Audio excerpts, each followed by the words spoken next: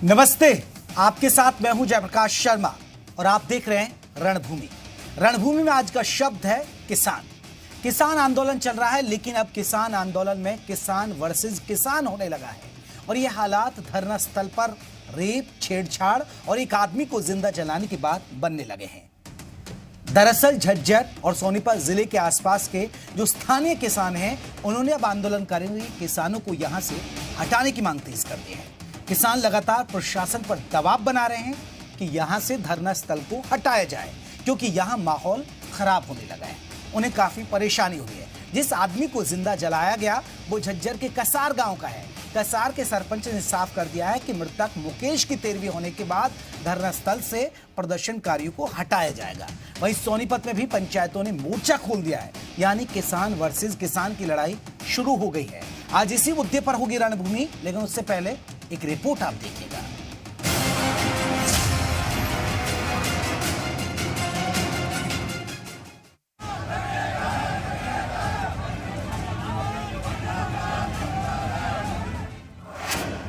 हरियाणा में पंचायतों का फरमान, किसान आंदोलन से लोग परेशान। धरना उठाने की पंचायतों की मांग। सरकार का धरना हटाने का क्या है प्लान?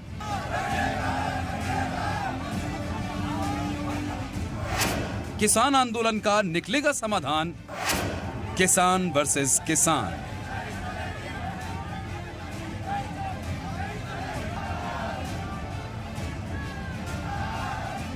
किसान आंदोलन स्थल पर एक आदमी को जिंदा जलाने के बाद अब स्थानीय लोगों में गुस्सा है, और गुस्सा अब इस कदर देखा जा रहा है कि झज्जर और सोनीपत जिले की कई पंचायतों ने किसानों के इस धरने को हटाने की कवायद तेज कर दी है। क्या मैं किसान नहीं हूँ?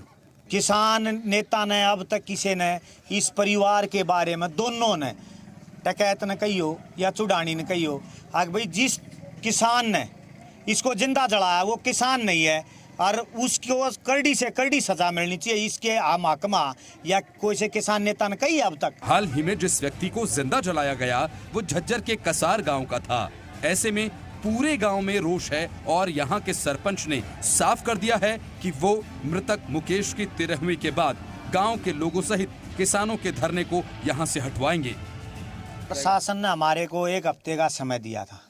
1 हफ्ते में प्रशासन हटा देगा, नहीं हटा देगा तो 13वीं तक तो भाई हम आपके अपने भाई की 13वीं तक तो हम बिजी हैं, और 13वीं के बाद ना तो हम हटाएंगे भाई, क्या तो ये हम नहीं के ये नहीं। दूसरी ओर किसान नेता गुरनाम सिंह चडूनी लोगों को भड़काने में लगे हैं। हम चेतावनी देना चाहते हैं इस बीजेपी को कि ये शरारतें छोड़ दें और बंदों की तरह रह लें। अगर पुलिस ने किसी एक आदमी को भी गिरफ्तार किया तो फिर पुलिस अपने मंजे तले को लाठी फेर ले। हालांकि सरकार भी अब धीरे धीरे सख्ती के मूड में नजर आ रही है और प्रदर्शनकारियों को साफ संदेश दिया जा रहा है कि वो कानून हाथ में न लें। Law of land will prevail, जो भी देश का कानून है उसके मुताबिक अगर कोई अपने हाथ में कानून लेगा तो उसके ऊपर कार्रवाई होगी। लंबे वक्त से चले आ रहे किसान आंदोलन पर सवाल इसलिए उठ रहे हैं कि यहां लगातार घटनाएं बढ़ रही हैं। पहले रेप, छेड़छाड़ और अब एक आदमी को जिंदा जला दिया गया है। बताया जा रहा है कि धरना स्थल से जुड़ी कई शिकायतें पुलिस तक पहुंची हैं और यहां की कई वीडियोस वायरल भी हो रही हैं। अब किसान वर्सेस किसान की लड़ाई देखी जा रही है, लेकिन सबसे बड़ा सवाल यह है कि किसान आंदोलन का समाधान कैसे निकलेगा। ब्यूरो रिपोर्ट, जी मीडिया।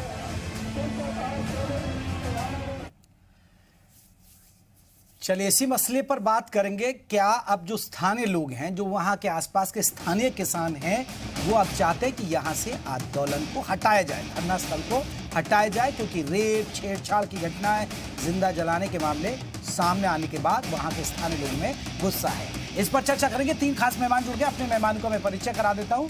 आपको बता दें कि कांग्रेस की तरफ से हमारे साथ संजीव भारद्वाज हैं, बीजेपी की तरफ से हुक्म सिंह भाटी हैं और जोगेंद्र मैयड़ है, किसान नेता। आप तीनों मेहमानों को बहुत बहुत स्वागत है। जोगेंद्र मैयड़ जी, अभी कहाँ हैं आप?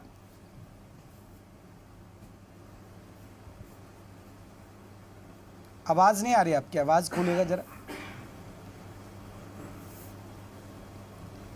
जोगेंद्र मैयट जी अनम्यूट करिए अपने आप को, आपने म्यूट किया हुआ है।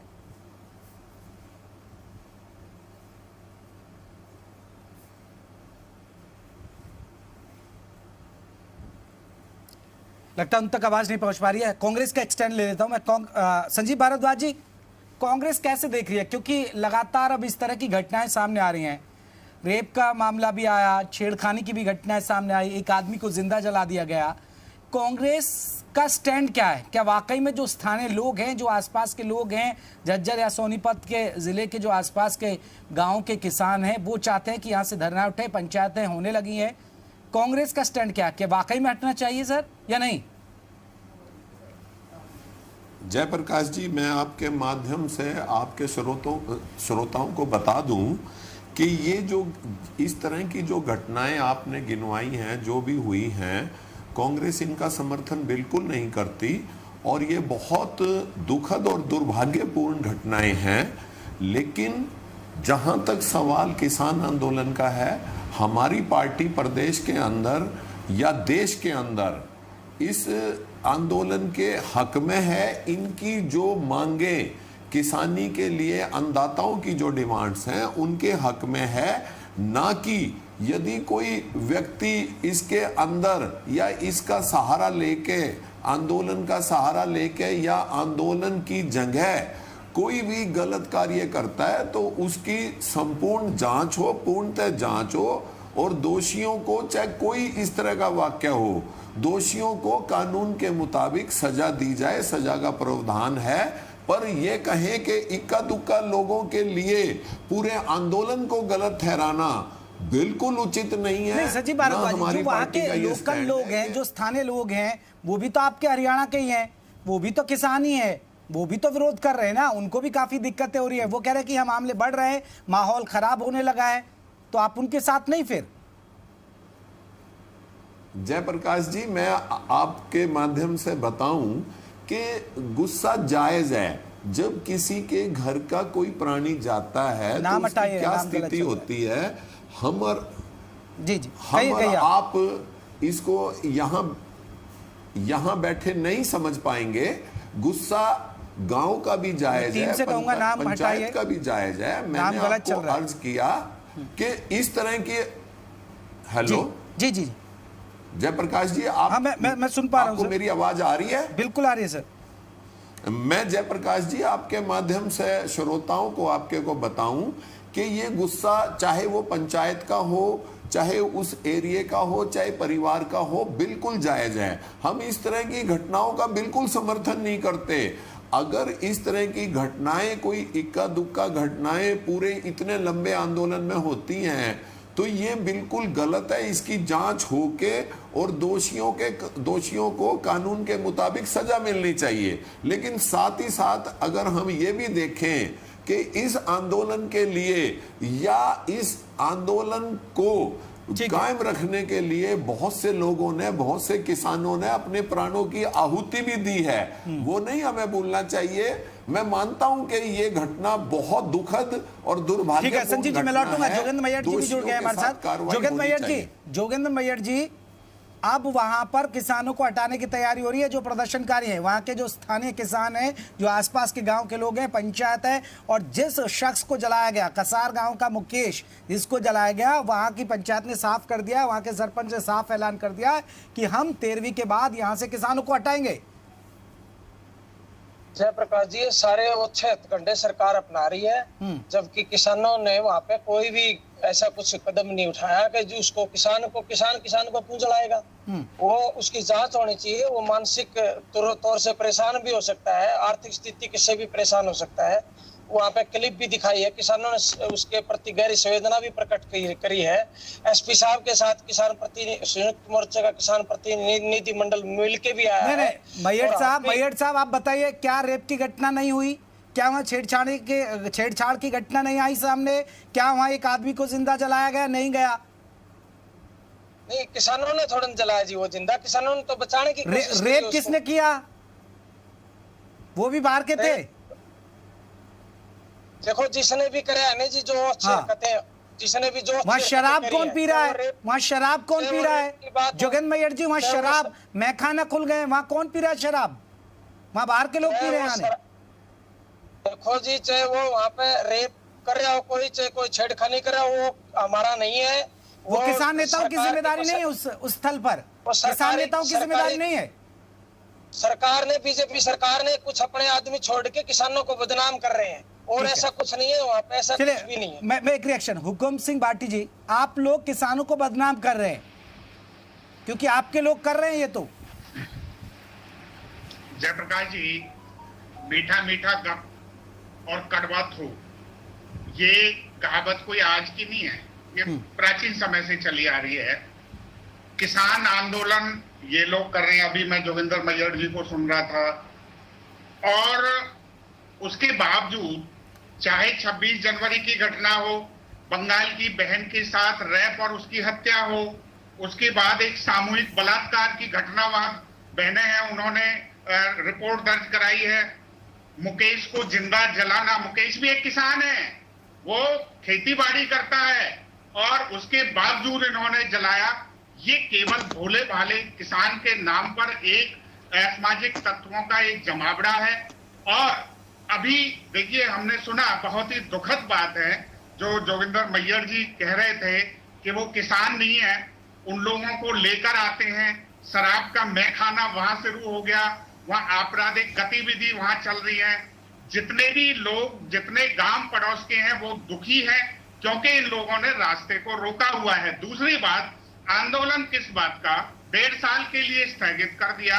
दूसरी बात, एक भी उसमें प्रावधान को ये नहीं बता पाए कि इसमें गलत क्या है, इसलिए ये केवल आपराधिक लोगों का एक जमावड़ा है। मैं कांग्रेस के भाई को भी सुन रहा था, धन्यवाद, आज उन्होंने कुछ एक पॉजिटिव, जो कांग्रेस से हम कभी उम्मीद नहीं करते, लेकिन संजीव भारद्वाज जी काफी पॉजिटिव उसके ऊपर बोले हैं, उनका मैं धन्यवाद करता हूं। लेकिन कांग्रेस की जो प्रवृत्ति, हुकुम सिंह भाटी, आप ठीक है, आप कह रहे हैं कि यहाँ ये सब चल रहा है, आपकी सरकार है सर, नहीं चल भी रहा है, कांग्रेस इनका समर्थन भी कर रही है। भाटी साहब, भाटी जी ये बताइए ना, भाटी जी आप खुद मान रहे हैं कि यहाँ सब चल रहा है, ठीक है, सब चल रहा है, तो फिर क्या आप क्यों बैठे हुए हैं हाथ पर हाथ धरे? आपकी सरकार क्या कर रही है? स्थानीय लोग हैं, वो बेचारे आवाज उठा रहे हैं, वो लगातार प्रशासन पर दबाव बना रहे हैं, आपकी सरकार क्यों कदम नहीं उठाती? आप क्यों बैठे? जयप्रकाश जी, क्योंकि एक नाम किसान का जुड़ा हुआ है, यद्यपि किसान तो अपने खेत में काम में लगा हुआ है, ये वो तथाकथित किसान है जो केवल अपने राजनीतिक उद्देश्य के लिए और दूसरे उद्देश्यों के लिए इस आंदोलन को चलाए हुए हैं।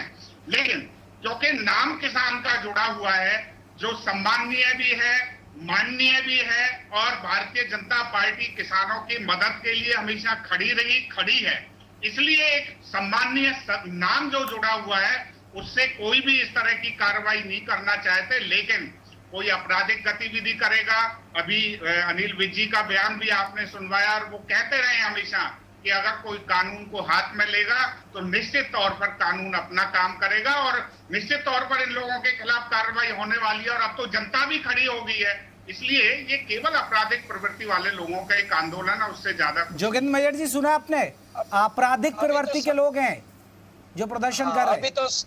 अभी तो सम्मानित बता रहे थे, अभी आपराधिक प्रवृत्ति के किसान बताने लगे। वो कह रहे जो नाम जुड़ा वो सम्मानित है, वो कह रहे जो नाम जुड़ा है इस आंदोलन से। हम वहाँ पे मजबूरी में बैठे, हमारे को कोई चाव में नहीं बैठे, हम जो तीनों काले कानून है वो वापिस लो, आप तो सर गारंटी कानून बढ़ाओ। मैयर साहब, आप तो लग्जरी कार में बैठे हैं, आप कहाँ बैठे हैं? आपने मैयर साहब, आप तो लग्जरी कार में बैठे सर, आप कहाँ बैठे सर? आप तो लग्जरी कार में बैठे। अरे कमाल है, ये तो आपके कॉन्फ्रेंस से जुड़ने के लिए बैठे हैं। जी जी, बाहर आवाजें आ रही थी, इसलिए ये इस बात को छोड़ो, ये भाई साहब जो बोल रहे हैं, अब ये बिल्कुल बौखला चुके हैं, सरकार बिल्कुल उस पे हाशिए पे आ चुकी है। धीरे धीरे ये इलेक्शन आने लगे यार, 2022 में जब और इलेक्शन हार जाएंगे ना 4-5 राज्यों में, जब ये मानेंगे, इतने मानेंगे नहीं, और कोई भी इनका इलाज नहीं है, सिर्फ इनको यहाँ से पंजा दबाओ और इनको हराओ, जब ये मानेंगे। कल ने वोट लेने आना, इनको कौन देगा इनको पर्ची? अगर ऐसा करेंगे तो। अब हमारे ऊपर इतने बड़े बड़े आरोप लगा रहे हैं, किसान खेत में भी है और किसान बॉर्डर पे भी है, किसान सम्मानित तरीके से लड़ाई लड़ रहा है, और वहाँ पे जो भी कोई गलत काम कर रहा है वो हमारा नहीं है, वो किसान का नहीं है, वो बीजेपी का ही बेचा हुआ। लेकिन मय्यर जी आपको नहीं लग रहा है, ठीक है आप कह रहे हैं कि हमारा इन लोगों से कोई लेना देना नहीं, लेकिन आपको नहीं लग रहा कि छवि खराब किसानों की हो रही है, आप लोगों की खराब हो रही है? छवि तो खराब हो रही है ना।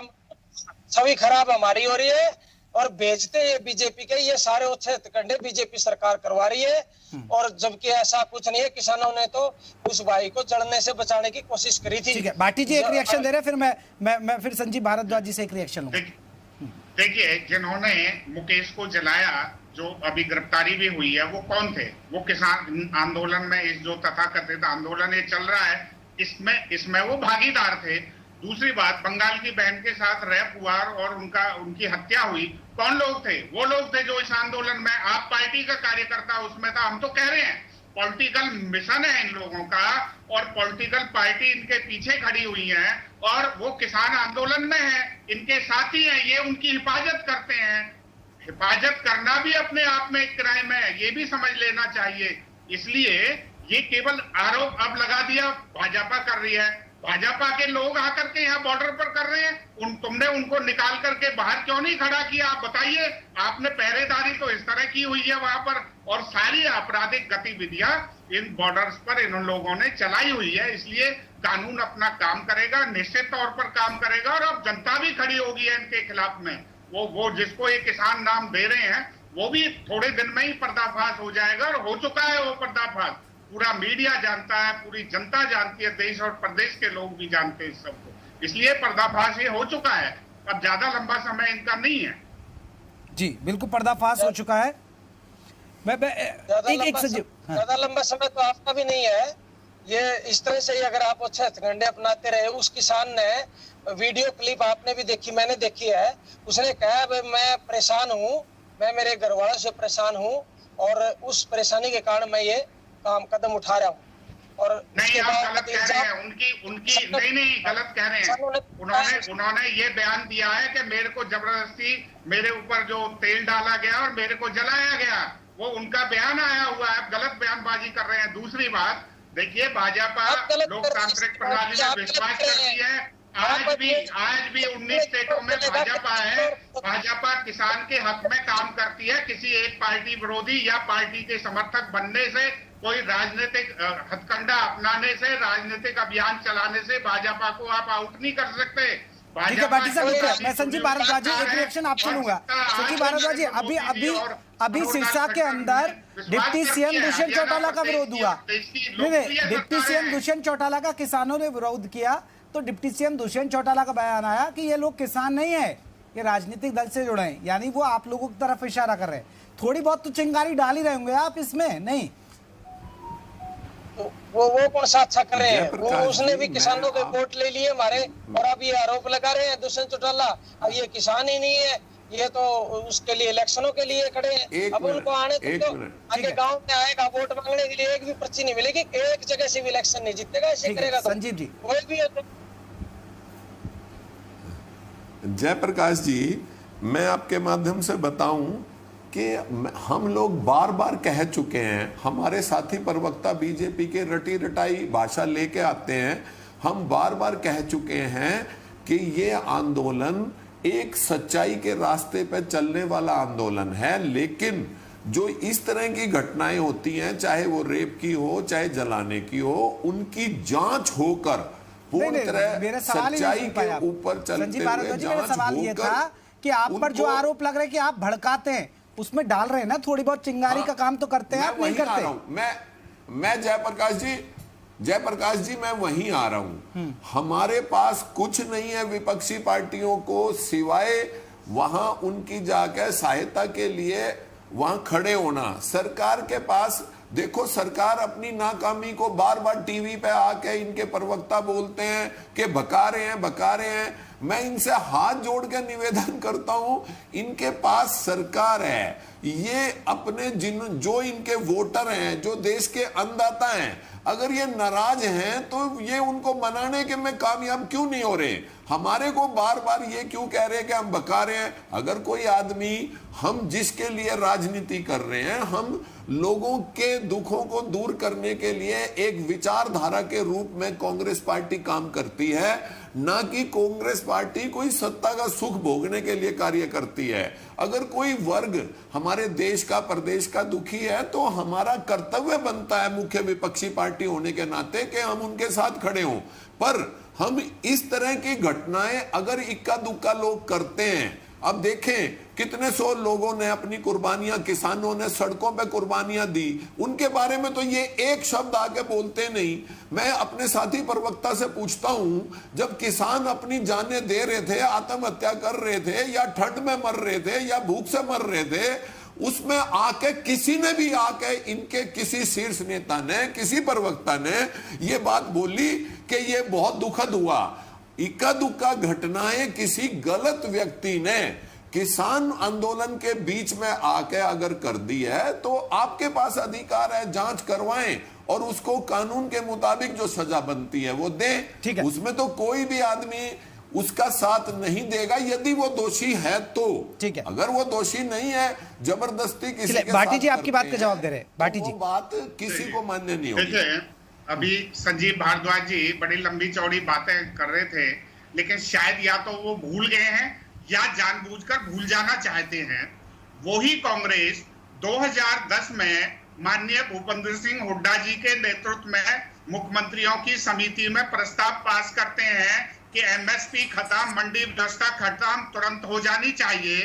वही कपिल सिब्बल पार्लियामेंट में बयान देते हैं कि मंडी व्यवस्था और एमएसपी सिस्टम बिल्कुल खत्म होना चाहिए, और आज कांग्रेस उसकी हिमायत करती है। इसलिए दोगला चरित्र संजीव भारद्वाज जी नहीं चलने वाला, जनता इसको समझ रही है।